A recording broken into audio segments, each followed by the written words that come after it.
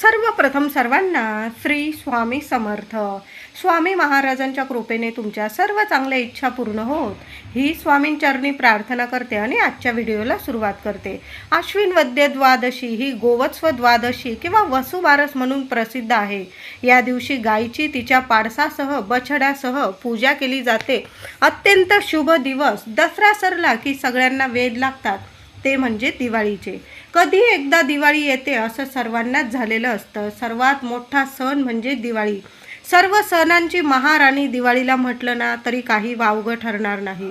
तर दिवाळी सुरू होते ती वसुबारसेपासून. लहानपणाची आठवण आपल्या प्रत्येकाच्या मनात साठवलेलीच असते. ती म्हणजे दिनदिन दिवाळी. गाई म्हशी ओवाळी. गाई म्हशी कोणाच्या? लक्ष्मणाच्या. लक्ष्मण कोणाचा? आईबापाचा. दे माई खोबऱ्याची वाटी. वाद्याच्या पाठीत वाघाच्या पाठीत घालीन काठी. प्रत्येक दिवाळीत आपल्या प्रत्येकाचं हे लहानपणीचं एका हातात सुनसुंदरी म्हणजेच फुलं भाज्या घेऊन बोललेलं गाणं म्हणजे बोबड्या स्वरात बोललेलं गाणं आपल्याला नेहमीच आठवतं. दिवाळी आली, पहिला दिवस आला की आपल्याला लहानपणीच्या आठवणी नक्कीच आठवत असतात. हा दिव्यांचा सर्वात मोठा उत्सव हा वसुबारसपासून सुरू होतो व भाऊबीजेच्या दिवसांपर्यंत म्हणजे 5-6 दिवस चालत असतो. यंदा दिवाळी 6 दिवसांची आलेली आहे. दिवाळीचा पहिला दिवस वसुबारस, रमा एकादशी, गाय वासराची पूजन करून घेण्यासाठी अतिशय शुभ महत्त्वाचा दिवस असतो. हा सण सायंकाळी साजरा करण्याचा हा सण आहे. बारस गोवत्स्व द्वादशी ही सूर्यास्तानंतर साजरी केली जाते. तर रमा एकादशी आणि वसुबारस यावर्षी एकत्र आलेले आहे. 28 ऑक्टोबर सोमवारी वसुबारस, रमा एकादशी एकत्र सण आलेला आहे. तर वसुबारस पूजन कसे करावे पहिल्यांदा आपण ते जाणून घेऊया. अगदी थोडक्यात सांगते. अगदी साधी सोपी पूजा असते. कुणीही करू शकेल अशी पूजा असते. वसुबारस दिवशी संध्याकाळी मातीच्या पंत्या लावून साजरी केली जाते. पहिली पंती म्हणजे दिवाळीची पहिली पंती लागते ती वसुबारसेपासून. म्हणतात ना दिवाळीचा सण सुरू होतो तो वसुबारसेपासून. तर पहिली पंती देवांजवळ, दुसरी पंती तुळशीजवळ, तिसरी पंती गाईच्या गोठ्याजवळ किंवा आपण जिथं गाईची पूजा मांडणार आहोत पाटावर तुम्ही तिसरी पंती तिथं लावली तरीही चालेल. आणि चौथ्या आणि बाकीच्या सर्व पंत्या म्हणजे या 3-4 पंत्या या दिवशी लावणं खूप महत्त्वाचं असतं. आपण जसं लक्ष्मीपूजन धनत्रयोदशीला जास्तीत जास्त दिवे प्रज्वलित करतो तसं तुम्ही वसुबारसेला 4-5 दिवे लावले तरी पुरेसे होतील. तुम्हाला अगदी जास्त लावायचे असतील लावू शकतात. पण पहिली पंती देवांजवळ, दुसरी तुळशीजवळ, तिसरी पंती गाईच्या गोठ्यात किंवा तुम्ही गाईची वसुबारसेची पूजा कराल तिथं लावायची. चौथ्या पंत्या आपण घराच्या मुख्य दारात लक्ष्मी मातेच्या स्वागतासाठी लावायच्या आहे. अजून तुम्हाला अंगणात वगैरे लावायच्या असेल तर तुम्ही त्या पंत्या लावू शकता. वसुबारसेला संध्याकाळी एक पाट मांडून घ्यायचा. त्यावर लालच कपडा अंथरायचा आहे आणि पाटाच्या अवतीभोवती रांगोळी काढून घ्यायची. पाटावर पहिल्यांदा एक दिवा प्रज्वलित करून घ्यायचा. कारण दिवाळीचा सण आपण साजरा करणार आहोत. दिवा प्रज्वलित केल्याशिवाय कुठलीही पूजा पूर्ण होत नाही. म्हणून पहिला दिवा लावून घ्यायचा. तुमच्याकडं गाय वासराची मूर्ती जी असेल, जी पण म्हणजे तुमच्याकडं पितळाची वगैरे असेल, पंचधातूची तुम्ही ती ठेवली किंवा इतर मूर्ती असेल तुमच्याकडं ती ठेवली तरीही चालेल. ती पाटावर ठेवायची किंवा पाटावर तांदूळ पसरवून. आता ज्यांच्याकडं मूर्तीच नाही त्यांनी काय मग पूजा नाही करायची का? तर करायची. काय करायचं? पाटावर एखादं ताट घेतलं तुम्ही किंवा पाटावरच लाल कपड्यावर थोडेसे तांदूळ नीट पसरवून ठेवायचे आणि त्या तांदळावर गाय वासराची प्रतिमा आपल्या हाताने बोटांनी तुम्हाला एखादं चित्र बघून घ्या तुम्ही महिलांनो. अगदी साधी सोपी जी प्रतिमा असेल ती बघून आपल्या हाताने तुम्ही रेघाटली तरीही चालेल. ती प्रतिमा काढून घ्यायची आणि असेल तुमच्याकडं मूर्ती तर तुम्ही तीच ठेवा. नसेल तर तांदळावर प्रतिमा काढली तरीही चालेल. आणि नंतर तुम्ही ते तांदूळ तुमच्या डब्यात टाकले किंवा पक्ष्यांना टाकले तरीही चालतात. आता तो तांदळाचं काय करायचं असं प्रत्येकाला वाटत असेल तर तुम्ही डब्यात टाका किंवा तुम्ही पक्ष्यांना खाऊ घालता। सर्वात आधी विड्याच्या पानावर एक सुपारी मांडून घ्यायची, गणपती बाप्पाची स्थापना करायची। गणपतीला हळदी कुंकू अक्षता फुलं वाहून तुम्हाला पूजा करून घ्यायची आहे। तुमच्याकडं गणपती बाप्पाची मूर्ती असेल तर तिला अभिषेक घालून तुम्ही त्या मूर्तीची सुद्धा या पूजेत स्थापना करू शकता। या दिवशी रमा एकादशी आहे। अतिशय शुभ सुख समृद्धी देणारा हा दिवस, वैभवदायी हा दिवस आहे रमा एकादशीचा। आणि वसुबारस ही रमा एकादशी दिवाळीच्या आधी येते। रमा एकादशीला श्रीकृष्णाच्या मूर्तीचे म्हणजे बाळकृष्णाचे पूजन अवश्य करावे। या दिवशी बाळकृष्णाचे पूजन केल्याने घरात सुख समृद्धी धन धान्य लक्ष्मी वाढतच जाते। वर्षभर तुम्हाला कशाची कमी पडणार नाही। हे व्रत पुरुष स्त्रिया कोणीही करू शकतं। म्हणजे आता वसुबारसेची पूजा काही महिलांना काही प्रॉब्लेम असेल, माझ्या पुरुष दादांनी केली, अगदी साधी सोपी पूजा आहे। महिलांनी सांगितलं आणि पुरुष दादांनी केली, काही हरकत नाही। वैवाहिक सुख तुम्हाला मिळेल, संसारिक सुख शांती, तुमच्या लेकरा बाळांना सुख शांती मिळेल, त्यांची प्रगती होईल। गणपती बाप्पाच्या मूर्तीजवळच आपल्याला बाळकृष्णाच्या मूर्तीची सुद्धा स्थापना करायची आहे। बाळकृष्णाच्या मूर्तीवर आधी पंचामृताने किंवा गाईच्या दुधाने बाळकृष्णाच्या मूर्तीवर अभिषेक करून घ्यायचा, स्वच्छ पुसून घ्यायची। तांदळाची रास करा किंवा विड्याची पानं असतील त्यावर आपल्याला मूर्तींची स्थापना करायची आहे। विड्याची पानं नसतील, लहान लहानशा गणपती बाप्पासाठी सुद्धा तांदळाची रास करा। आणि बाळकृष्णाच्या मूर्तीसाठी सुद्धा तुम्हाला तांदळाची रास करायची आहे। मूर्ती नसेल तुमच्याकडं, मूर्त्या सर्वांकडेच असतात, नसेलच तर पूजा थांबवू नका। तुम्ही 2 सुपाऱ्या मांडल्या, पहिली सुपारी गणपती बाप्पाची, दुसरी सुपारी श्रीकृष्णांची, अशा पद्धतीने सुद्धा तुम्हाला अशी पूजा मांडायची आहे। नंतर तुमच्याकडील गाय वासराची मूर्ती असेल त्या गाय वासराची दूध पाण्याने पाय धुवायचे आहे। तुमच्याकडं पितळाची मूर्ती असेल तर दुधाने अभिषेक करा किंवा पंचामृताने करा, पाण्याने स्वच्छ करा। मूर्ती पुसून पाटावर नीट ठेवायची आहे। तुमच्याकडं मूर्ती जर मातीची वगैरे असेल तर थोडंसं चमचाभर दूध घ्या आणि गोमातेच्या नावाने ते तामणात सोडून दिलं आणि नंतर ते दूध पाणी तुळशीत टाकलं किंवा एखाद्या झाडाला टाकलं तरीही चालेल। या दिवशी एका आईने गाय वासराची पूजा केल्याने नेहमी तिचे आणि तिच्या मुलाबाळांचे रक्षण होते।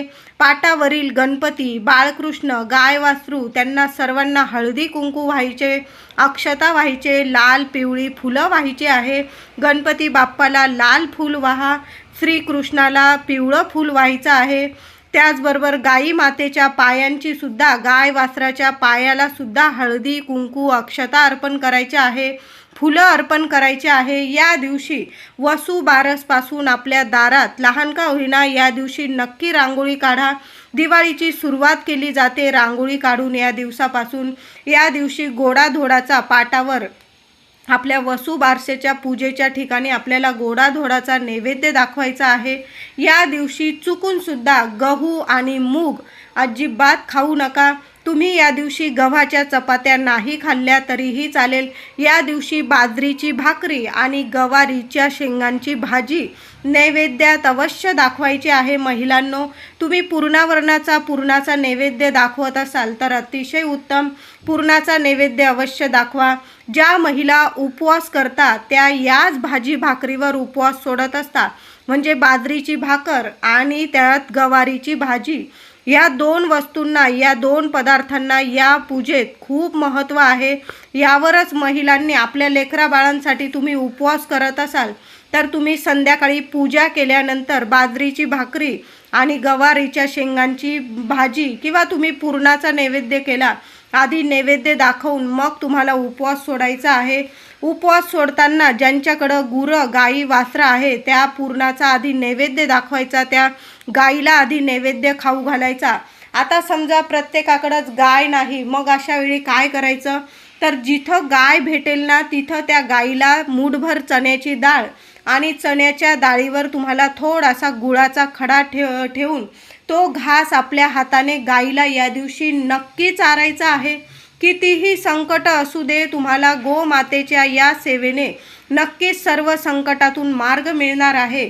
म्हणून प्रत्येकाने या दिवशी गाईला चणा डाळ, मूठभर चणा डाळ आणि गूळ तुम्ही पुरणाचा नैवेद्य खाऊ घातल्याचे पुण्य फळ तुम्हाला मिळणार आहे. म्हणून वसू बारसेला सकाळ संध्याकाळ रात्री तुम्हाला जेव्हा गाय मिळेल ना, भेटेल ना, तर तिला नमस्कार करा, तिला हा गोडाधोडाचा नैवेद्य खाऊ घाला. हिरवा चारा मिळाला तुम्हाला तर तो विकत घ्या आणि त्या गाईला खाऊ घालायचा आहे. वसू बारसेला आपल्याला या 5 ठिकाणी दूध अर्पण करायचं आहे, म्हणजे गाईचं कच्चं दूध अर्पण करायचं आहे. खूप सुंदर अनुभव येतील. तुमची प्रत्येक इच्छा पूर्ण करणारा हा उपाय आता मी सांगत आहे. अगदी साधा सोपा. 5 चमचे जरी तुम्ही दूध अर्पण केलं ना, तर मी सांगते 100% सर्व समस्या दूर होतील आणि प्रत्येक इच्छा पूर्ण होईल. तर आता ज्यांच्या लग्न कार्यात अडथळे येत आहे त्यांनी काय करायचं आहे? या दिवशी विवाहात अडथळे येत आहे, विवाह जमत नाही, अशा मुलगा असो किंवा मुलगी, आणि मुलगा मुलगी जवळ नसतील तर आई वडिलांनी हा उपाय केला तरीही चालेल. गाईचं दूध घ्यायचं, 2 चमचे घेतलं तरीही चालेल. त्यात 11 चिमूट हळद टाकून हे दूध तुम्हाला औदुंबर म्हणजे उंबराच्या झाडाला किंवा केळीचं झाड असेल त्या झाडाच्या मुळाशी सोडायचं आहे. हात जोडून प्रार्थना करायची विवाहातील सर्व अडथळे दूर होण्यासाठी आणि त्वरित विवाह जुळून येण्यासाठी. तुळशी विवाह होण्याच्या आत तुमचा विवाह नक्कीच जुळून येईल. खात्रीशीर अनुभवी उपाय तुमच्याबरोबर मी सांगत आहे, आज शेअर केलेला आहे. नक्की करा. वसू बारस आहे. तुळशी विवाह होण्याच्या आत तुमच्या घरात नक्कीच चांगली बोलणी होईल, शुभ बोलणी नक्कीच होईल, नक्कीच विवाह जुळून येईल. कितीही अडीअडचणी असू दे, तुमच्या कुंडलीत दोष असू दे, सर्व दोष निवारण होईल असा उपाय आहे. 2-3 चमचे गाईचं कच्चं दूध घ्यायचं आहे. उपाय करायला गाईचं दूधच लागणार आहे. म्हशीचं घेऊ नका, एखादं चांगल्या ठिकाणून तुम्हाला गाईचं दूध घ्यायचं आहे आणि त्यात 11 चिमूट हळद अर्पण करायचं आहे. ओम नमो भगवते वासुदेवाय नमः असा मंत्र जप केला 11 वेळा आणि ती 11 चिमूट हळद त्या दुधात सोडायची आणि ते दूध नेऊन तुम्ही एखाद्या तांब्यात थोडं पाणी टाकून घेतलं, त्या तांब्यात पाणी भरून घेतलं आणि ते दूध आणि ती 11 चिमूट हळद टाकून ते पाणी जरी औदुंबराला किंवा केळीच्या झाडाला सोडून आलात म्हणजे अर्पण केलं, किंवा नुसतं दूध आणि 11 चिमूट हळद जरी अर्पण केली, लगेच तुमची प्रत्येक इच्छा पूर्ण होणार आहे. मुलगा असू द्या मुलगी असू द्या, उपाय नक्की करा. मुलगा किंवा मुलगी बाहेर शिक्षणासाठी किंवा नोकरीसाठी असेल, आईने किंवा वडिलांनी हा उपाय करायचा आहे. 100% नक्की तुमची लगेच इच्छा पूर्ण होईल. त्याचबरोबर चिमूटभर हळद तुळशीच्या मुळाशी सुद्धा तुम्हाला अर्पण करायची आहे. तुळशी वृंदावन असेल, तुमच्याकडं कुंडीत तुळशी लावलेली असेल दारात घरात, तर तुळशीला या दिवशी रमा एकादशी आलेली आहे, सोन्यासारखा दिवस आहे. नक्की महिलांनो 2 चमचे दूध आणि चिमूटभर हळद आपल्याला तुळशीच्या मुळाशी टाकायची आहे, अर्पण करायची आहे. 11 वेळा हाच ओम नमो भगवते वासुदेवाय नमः आपल्या नारायणांचा मंत्र जपायचा आहे तुम्हाला. लक्ष्मी नारायण नक्कीच तुमच्यावर प्रसन्न होईल. तुम्हाला तुळशी वृंदावनाजवळ 1 तुपाचा दिवा लावून द्यायचा आहे. मनातली इच्छा बोलून घ्यायची आहे.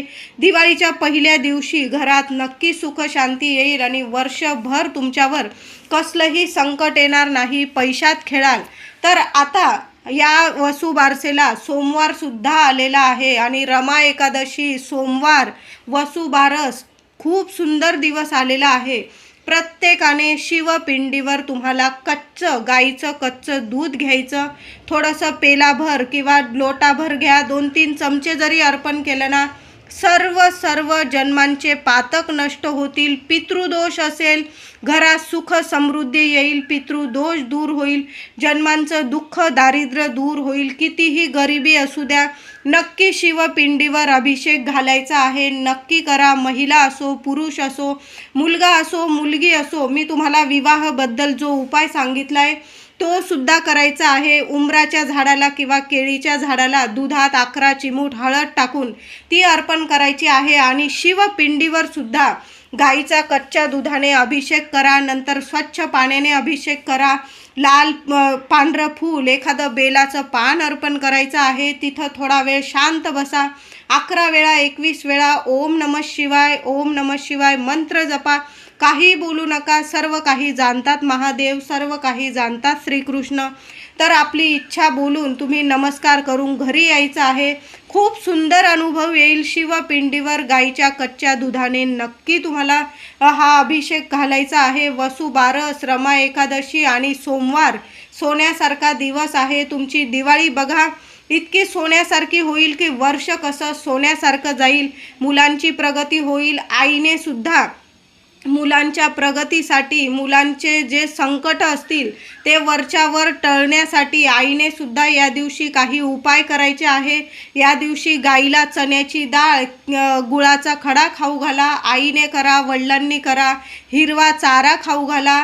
गाय दिसली नमस्कार करा. गाईने पाय वगैरे धुऊ दिले किंवा मी तुम्हाला पूजा सांगितली वसुबारसेची, तुम्ही घरच्या घरी ती पूजा केली तरीही चालेल. आणि शिवपिंडीवर आपल्या लेकरा बाळांच्या सुख शांतीसाठी, त्यांच्या प्रगतीसाठी आईने किंवा वडिलांनी शिवपिंडीवर गाईच्या कच्च्या दुधाने अभिषेक घाला. बेल फूल अर्पण करा. एखादं बेलाचं पान घरी घेऊन या. मुलांनी खाल्लं ते बेलाचं पान प्रसाद स्वरूप तर अतिशय उत्तम. किंवा थोडंसं तीर्थ मंदिरातून नक्की घेऊन या. आणि तुम्ही सर्वांनी जरी ते तीर्थ आपण ग्रहण केलं तरी काहीही हरकत नाही. सर्व संकट असेल, इडापिडा असेल, लगेच एका क्षणात टळून जाईल आणि महादेवांची भरभरून तुमच्यावर कृपा होणार आहे. वसुबारस 28 ऑक्टोबर सोमवारी गाईची शेणीचा थोडासा तुकडा घ्यायचा आहे. तुम्हाला तुपात बुडवून घ्या किंवा 2 चमचे किंवा एखादा चमचा त्या शेणीवर, शेणीचा तुकडा घ्या लहानसा. त्या शेणीवर गाईचं तूप टाकायचं आहे. थोडासा भिजला पाहिजे तो शेणीचा तुकडा आणि त्यावर तुम्हाला कापूर जाळायचा आहे. भीमसेन कापूर असेल तर अतिशय उत्तम, नसेल तर उपाय थांबवू नका महिलांनो. खूप सुंदर उपाय आहे. गाईची शेणी घ्यायची, थोडंसं तूप टाका त्या शेणीवर आणि त्यावर कापूर जाळायचा आहे. जो कापूर असेल देवांसाठी वापरत असाल आरतीला तो जाळा. चांगल्या 4-5 वड्या जाळायच्या आहे. एक एक करून त्या गाईच्या शेणीवर कापूर जाळा. कान्या कोपऱ्यात, घरात कान्या कोपऱ्यात फिरवून द्या. बघा नावाला सुद्धा नकारात्मकता उरणार नाही. जी काही अलक्ष्मी असेल दिवाळीच्या पहिल्याच दिवशी घराबाहेर जाईल आणि तुमच्या घरात धावत धावत येईल. ती म्हणजे माता लक्ष्मी. कापूर विझल्यानंतर, शेणी थंड झाल्यानंतर त्याची जी राख, विभूती घरातील प्रत्येकाने, आईने प्रत्येकाच्या कपाळी लावून द्यायची आहे. तुमच्या मुलांना जी काही नकारात्मकता असेल, कोणाची नजरबाधा लागलेली असेल, लगेच उतरून जा. वसुबारस दिवशी आपल्या मुलांची दृष्टसुद्धा काढायची आहे महिलांनो. एक वस्तू आपल्या मुलांवरून ओवाळून टाकायची आहे. तर वसुबारस सोन्यासारखा दिवस आहे. आपल्या सोन्यासारख्या लेकरांची दृष्ट नजर नक्की उतरवून टाकायची आहे. सकाळी उतरवा किंवा संध्याकाळी, नियम काहीच नाही. आपण जसं अमावस्येला दुपारी 12 वाजेच्या आत नजर उतरवतो ना, तसं काहीच नाही. वसुबारसेला तुम्ही दुपारीसुद्धा नजर उतरवू शकता आणि रात्रीसुद्धा म्हणजे संध्याकाळीसुद्धा नजर उतरवू शकता. तर तुम्हाला काय घ्यायचं आहे, तर मुलांची नजर उतरवण्यासाठी तुम्हाला लागणार आहे फक्त 1 तुरटीचा खडा. मध्यम आकाराचा 1 तुरटीचा खडा घ्यायचा आहे. अगदी लहानसा असला तरीही चालेल, पण नजर नक्की उतरवून टाकायची आहे. 1 मूल असेल तर 1 तुरटीचा खडा घ्या. 2 मुलं असतील तर 2 तुरटीचे खडे घ्या. एकाच तुरटीच्या खड्याने दोन्ही मुलांची नजर उतरवू नका. तर मुलांना पूर्व पश्चिम उभं करायचं आहे आणि उत्तर दक्षिण उभं करू नका. कधी पण मुलांची दृष्ट काढताना मुलांना उभं करूनच दृष्ट काढायची, तरच मुलांची दृष्ट लगेच उतरून जाते. आपले मुलं थोडी प्रगती करायला लागली, चांगली वागायला लागली, काही वेळा खूप अभ्यास करतात मुलं, चांगले मार्क आणतात, चांगली प्रगती करतात, कुणाची ना कुणाची नजर बाधा लागूनच जाते. कुणाची काय, आपल्या आईवडिलांची सुद्धा काही वेळा आपल्या हसत्या खेळत्या लेकराला नजर लागून जाते. आपलं लेकरू छान दिसलं, छान वागलं तरी आपणच मनात म्हणतो माझं लेकरू किती छान, ती सुद्धा दृष्ट लागून जाते. मग आपणच स्वतः आपल्या लेकराची नजर बाधा काढलीच पाहिजे. आणि अशा खास तिथींना जर नजर काढली तर लगेच नजर उतरून जाते. मूल 1 वर्षावरील असू दे किंवा अगदी नोकरी करत असू दे तुमचं लेकरू, तरीही तुम्ही नजर काढून टाकायची आहे. तर सकाळी काढा, संध्याकाळी काढा, नियम काहीच नाही. फक्त मुलांना पूर्व पश्चिम उभं करायचं आहे. तुरटीचा खडा हातात घ्यायचा आणि डोक्यापासून पायापर्यंत नीट शांत चित्ताने 7 वेळा तो तुरटीचा खडा ओवाळून घ्यायचा आहे. तुमच्या घराबाहेर चूल वगैरे असेल तिथं तो अग्नीत टाकून द्या. आता चूल नसेल घरात, गॅसवर जाळत बसू नका. तुम्ही सरळ बेसिनमध्ये टाकून दिला आणि हातपाय धुवून घेतले तरीही चालेल. एका मुलाची दृष्ट काढली की हातपाय धुवून घ्यायचे, मग दुसऱ्या मुलाला पूर्व पश्चिम उभं करायचं. पुन्हा तुरटीचा खडा उजव्या हातात घ्यायचा, मुलांवरून डोक्यापासून पायापर्यंत 7 वेळा उतरवून घ्यायचा. उतरवताना तुम्हाला काही बोलायचं असेल, माझ्या लेकराची दृष्ट उतरून जाऊ दे, इडापिडा टळून जाऊ दे, संकट बाधा असेल नष्ट होऊ दे, तुम्हाला बोलायचं बोलू शकता. किंवा श्री स्वामी समर्थ आपल्या महाराजांचा मंत्र जपत राहा. स्वतः महाराज आपल्या लेकरांची दृष्ट नजर काढून टाकतात. तर अशा पद्धतीने मुलांची दृष्ट काढून टाकायचं आहे. आता बऱ्याच महिलांचा प्रश्न असतो, माझे लेकरं, आता दिवाळीला तर लेकरं घरी आलेले असतात, तुमचे लेकरं नसल आलेले, त्यांचा फोटो असेल, पूर्व पश्चिम ठेवा. मुलांवरून फोटोवरून सुद्धा तुम्ही अशाच पद्धतीने 7 वेळा तुरटीचा खडा उतरवून टाकू शकतात आणि तो अग्नीत टाका किंवा पाण्यात टाका. अशा पद्धतीने दृष्ट काढून टाकायची आहे. लगेच एका मिनिटात, एका क्षणात मुलांना लागलेली नजर बाधा उतरून जाते आणि मुलांची भरभरून अभ्यासात, नोकरीत प्रगती होते. मूल लहान असू दे, लहान खेळतं आणि मोठं असू दे, सर्वांनी, सर्व आईंनी आपल्या लेकराची अशी दृष्ट नक्की काढा. तुम्हाला फक्त तुरटी लागणार आहे. तुरटी म्हणजे साक्षात माता लक्ष्मी आहे. आपली माता लक्ष्मी आपल्या घरात वास करावी आणि आपल्या घरातले लेकरं जर आनंदी, हसते खेळते, सोन्यासारखे राहिले तरच आपलं घर सोन्यासारखं असतं. तर आपल्या लेकरांची अशी दृष्ट नक्की काढून टाका महिलांनो. व्हिडिओ आवडला असेल लाईक करा, शेअर करा, चॅनलला कृपया सबस्क्राईब करा.